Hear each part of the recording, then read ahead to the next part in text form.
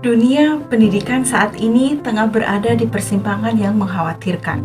Di bawah naungan sistem sekuler kapitalisme, tujuan pendidikan semakin bergeser jauh dari pembentukan karakter dan kepribadian manusia yang utuh. Pendidikan tidak lagi berfungsi untuk membangun manusia berakhlak mulia, tetapi hanya sebagai mesin pencetak tenaga kerja yang memenuhi kebutuhan industri kapitalis. Nilai-nilai moral dan agama dipinggirkan, sementara materi yang diajarkan lebih sering berorientasi pada capaian dunia semata. Lihatlah bagaimana sistem sekuler ini membentuk generasi yang semakin kehilangan arah.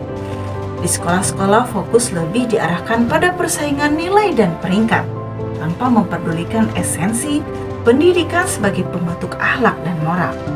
Anak-anak dididik untuk mengejar materi, bukan untuk memahami tujuan hidup. Contohnya, banyak anak yang merasa tertekan oleh sistem ujian yang menilai mereka hanya berdasarkan angka, tanpa mempertimbangkan aspek afektif dan psikomotorik mereka. Di sisi lain, pendidikan karakter yang seharusnya menjadi fondasi utama justru terpinggirkan.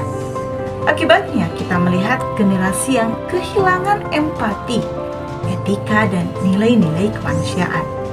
Sistem kapitalisme juga menciptakan ketimpangan pendidikan, di mana pendidikan berkualitas hanya dapat diakses oleh mereka yang mampu secara finansial, sementara yang lain terpinggirkan. Solusi sejati atas problematika ini hanya bisa ditemukan dalam sistem Islam. Islam memandang pendidikan bukan sekedar alat untuk mengejar dunia, tetapi sebagai sarana untuk membentuk kepribadian yang beriman dan bertakwa. Dalam Islam, ilmu dunia dan akhirat berjalan beriringan, menanamkan kesadaran bahwa kehidupan di dunia ini hanyalah sementara, dan tujuan tertinggi manusia adalah mencari ridho Allah Subhanahu wa Ta'ala.